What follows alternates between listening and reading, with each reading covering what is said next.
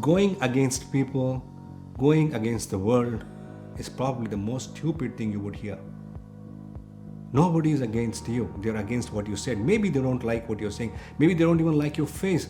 But how does that concern you? Because anything they do is not going to harm you anyways. But whatever they have said, if you take that to your heart, you could harm yourself.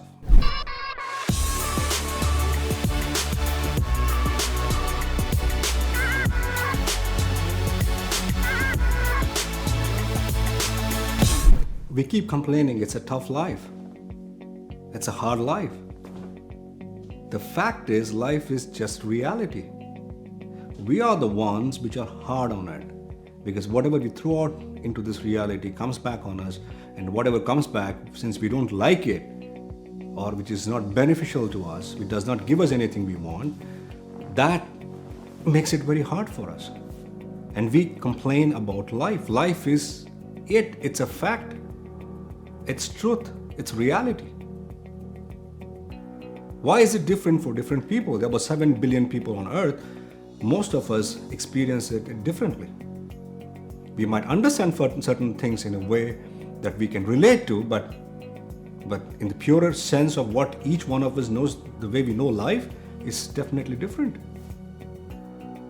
So life is just reality. We are the ones who are creating the ripples in it. The way we act, the way we focus in doing stuff, or just be complacent and do nothing about it and expect. The reason why we find things hard is because we are expecting something other than the result which we expected from our actions. I did a certain thing, I was expecting something else, and life gave me something else. It doesn't work that way. Because you get what you deserve. You plant a lemon tree, you get lemons. You can't expect to have oranges or some mangoes or something like that. So I won't say stop blaming life. I'm nobody to tell you that. But the way I have seen is that life is just as it is. It's just an ultimate truth. It exists and we exist in it. And how we dance in that situation defines, do we break our legs, or we just in the flow, or we can just perform some fantastic routines. It just goes like that. The life is what we make of it. There is this fantastic saying which people, the earlier people like Earl Nightingale and everybody spoke, is what you think eventually becomes you. I'm not paraphrasing them, something on those lines. What you think becomes you. So if your thinking is based on the reactions, and the reactions are by and large disappointing, you put out everything. It is never equal. Either it is more than you expected, or it is absolutely not what you expected. Because I differ from here. A lot of people, I understand on the physics side that every action has an equal and opposite reaction, but in life, every action has a reaction. That's as far as I can go. Now that reaction could be superlative, could be muted, could be good, could be bad, could be detrimental, could be anything. And that's focused towards you. Nobody is coming to harm you. You harm yourself by taking that feedback and growing over that feedback and then grumbling over that feedback and finding faults in people who try to tell you something. They could be wrong. Take feedback as just feedback. Don't go behind people. Because once you personalize a feedback to a human being, it's very difficult for you to get something good out of that human being, or even if the human being had the right intention of telling you something good, he would never be a source of good information for you from here on henceforth. So he's not the one who's done something wrong for you. You had an expectation of your action. The reaction what you got was not on par of expectation, hence you reject the reaction. And when you keep rejecting the reactions left, right and center, all you have is anger, and you build enemies around you. In your mindset, that is, per se. You're not building enemies You're not going to tell people that I don't like you, but you simply start building mindsets. And what does it do? It creates a lot of anger. Two things: people give up because of that anger, and some who are very aggressive use that anger as energy and channel that into their own idea or whatever they're trying to prove, and then push it forward. Now by this time, the idea has died is a natural death. All that becomes is a weaponized version of your reaction to the rest of the world. And if you think that is going to succeed, you couldn't be a bigger fool. Now an angry and an arrogant fool. I hope you get what I'm trying to get at here. People are the source of energy. They are the ones who help you feel what you want to feel in life. All the way from sorrow to ecstasy. It's all because of people. You don't feel those things with materialistic things. They give you some sense of achievement and joy maybe, but they don't bring in that ecstasy what a child can bring in and what a person can bring in. We are people of emotions. We are mechanics of emotions and feelings. We are driven. Our performances are driven by emotions and feelings. But you don't have to express them. You can use them to better understand what is happening to your ideas, to your action, to your personality, and to your existence, and then shape it the way you want to shape it. Going against people, going against the world is probably the most stupid thing you would hear. Nobody is against you. They're against what you said. Maybe they don't like what you're saying. Maybe they don't even like your face. But how does that concern you? Because anything they do is not going to harm you anyways. But whatever they have said, if you take that to your heart, you could harm yourself.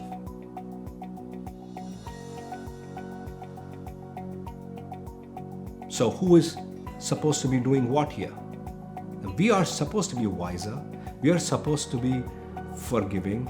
We are supposed to understand a situation and the reaction to the situation, not the person. Eventually, yes, there are people, there are mischief mongers, there are people who are going to harm, who are going to talk in such a way that which is going to cause a lot of distraction. But then that is something which is inside you and your character. You are supposed to be strong, or if not, get to a place where you get stronger, where you can easily isolate these kind of interactions and distractions and stay focused on your idea and see how much of your idea is functionally possible to be executed on reality that is in life. So many people, you like them or not, you focus on what? You focus on your deed. You focus on others' deeds. You don't fixate yourself on a personality. If you act like somebody else, if you want to be like somebody else, if you copy somebody else, then you are walking away from who you are. There's a lot of excitement when you see in somebody else's life that they own a couple of things and do some exciting stuff. That's fine. You could do that too, but do it on your terms. Do it with your earning. Do it at your peace. Don't just follow people. People are doing their best. Some are doing their worst, thinking that they are doing their best. And most of us doing our worst, thinking we are doing our best. The best thing to understand that are we doing our best is to know who we are. Never let go of you. You could always have a person who is just like you in front of you. That's a personality. Exactly what is called a personality. This is you, and you want to be somebody like this. And you project that personality to the rest of the world. And that personality has just to be a step away from you, not miles away from you. If it's a step away from you, it's easy for you to catch up with it, better yourself, put one step forward, and the personality takes you forward. So you're learning, and the personality is also giving you a path, and you're using that personality to get the attention of people. And then you become a better human being. And that's how we learn. See, when everything what we know is not what we have experienced. Some of it we have learned through information, through somebody else's experience, some of it is our experiences. But we do project all this information as if we know, because we buy into that information. We believe that information. Why? Because that's the kind of people we are. So with little bit of this information and that experience, we can put two and two together and come to some kind of a practical understanding that the next step would be something like this. And then you project yourself in that way and speak. If we haven't been to the moon, we would never go to the moon unless we project and understand the basic dynamics of gravity and the laws of spaces, whatever is relevant. And then when we put together on those things, that's when we take one step forward. And that's how we go. So your personality is a very important beacon of what you would become over a period of time, because your personality is always a step ahead of you. But in today's world, we project a personality which is like a mile away from us.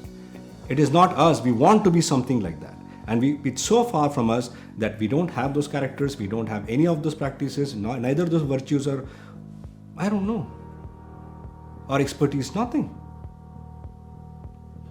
So when that personality is being projected to the world and the world sees that as you are here, that is you, and the world sees you there and appreciates you, because the first impression is always, when you try and give one, you're giving your best impression.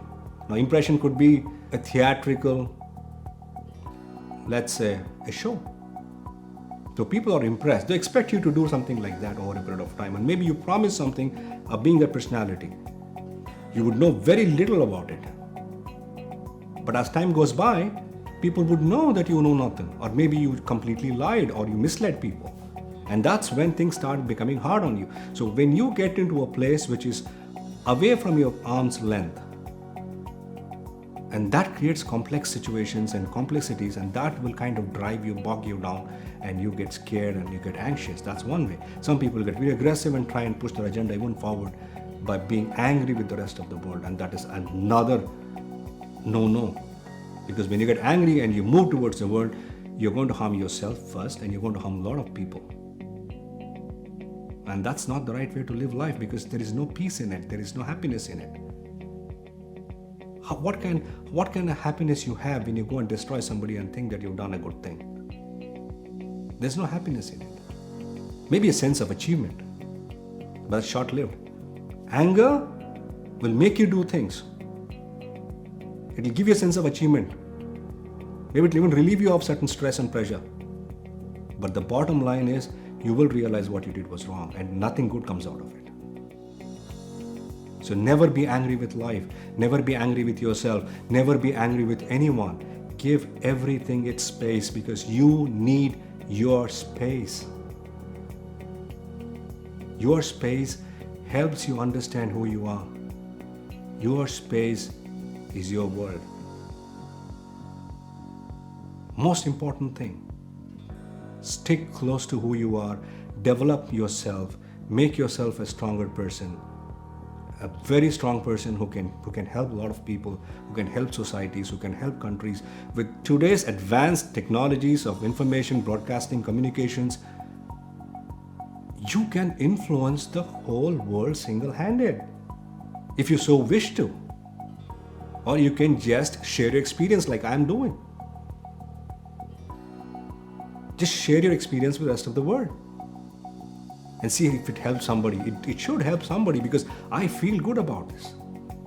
I feel I got into a space in my mid-40s is when I'm starting to realize that these are the things which are supposed to be the primary drivers of our life. It's not wealth, it's health. It's not, punctuality or professionalism, it's ethics and morals. Because when you have ethics and morals, professionalism just falls in place.